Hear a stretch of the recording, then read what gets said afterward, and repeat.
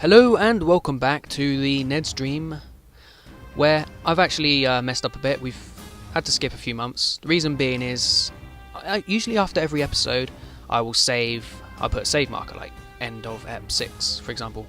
I had forgotten to do that, and I'd continued into episode 7 without a previous save for that file. I then crashed a few months in, and I lost episode 7. But because I forgot to save, the earliest thing I can do is load the earliest autosave, which is the 1st of September. So you've missed a few months.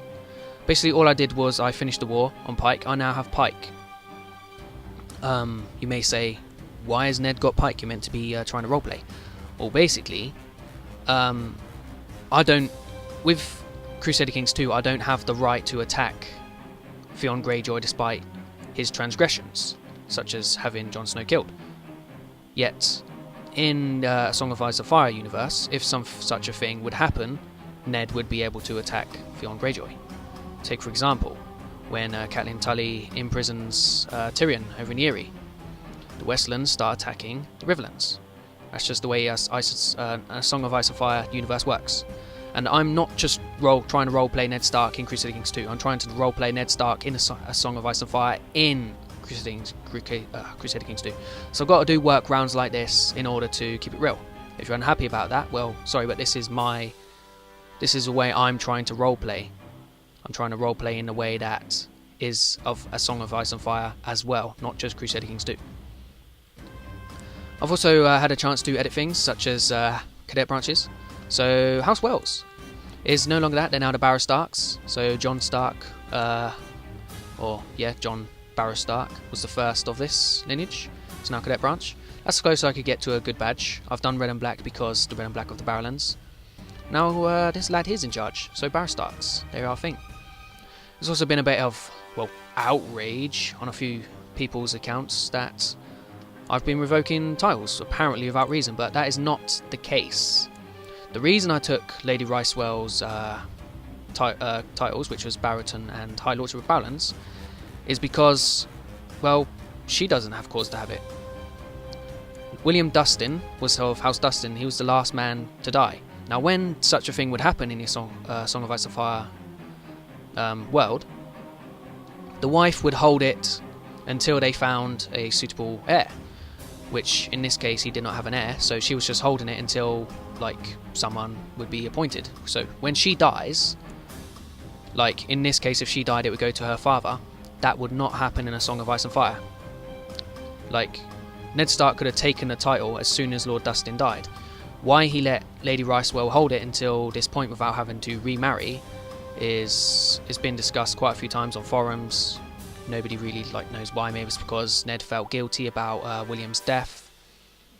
But yes, so she doesn't get Barrowlands. Ricewell doesn't get Barrowlands.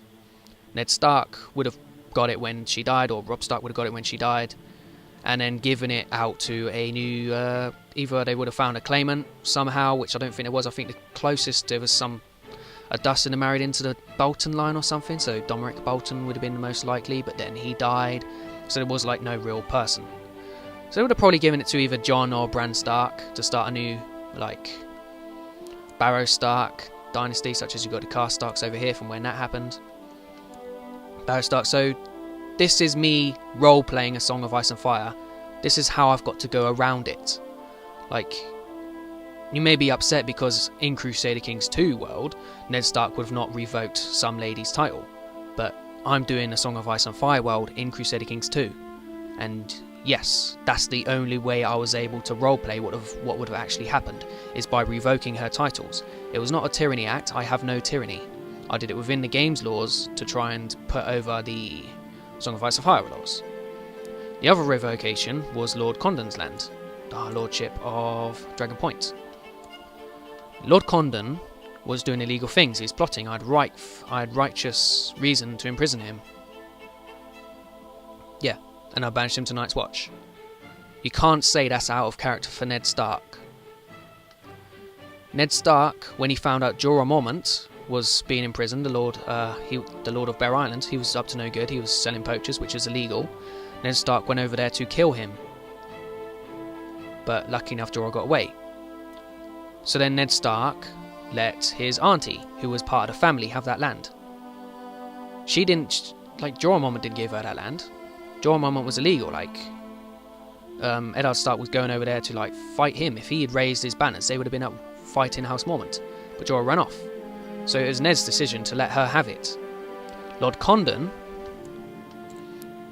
who I arrested, had no family. He has no heirs. He only lived in Member. So when I took away his land, I couldn't just give it to his brother or auntie or somebody, for example. So that's why I gave it to Lord Ricewell, his overlord, who then gave it to this guy, who was already landed. Like, yeah, that's why I did that. That wasn't me being outrageous and playing against Ned's character. Like, yeah, this guy did illegal things. I imprisoned him. There was nobody to inherit his land, so I gave it to his overlord. That's how a Song of Ice and Fire would have worked in that situation. So yeah, don't complain about these revocations. These revocations were completely legal. So was this one. I sent him to the Night's Watch. He had family who inherited his title. I didn't do anything wrong there. The guy was working illegally, so I sent him to the Night's Watch. That's how the North usually does things. So, okay, just don't complain about things like that in future, because I need to do that in order to work CK2 into a Song of Ice and Fire roleplay. Okay, so now we got that. Let's continue. So Barris Starks are alive. I'm alive. My son Rob is alive. Rob is about to marry a Frey girl who's in line to inherit the twins. So Rob's son will inherit the twins and bring that into the North. I will not be keeping the twins at that point. They will be going to a Frey. As you've noticed, I've been inheriting Freys into my court. There was a specific reason for that. I want to try and groom some good Frey to inherit this land after, well, Rob's son takes the North. So yes, let's continue. I've been role-playing to the best of my abilities, not only for Ned, but for a Song of Ice and Fire.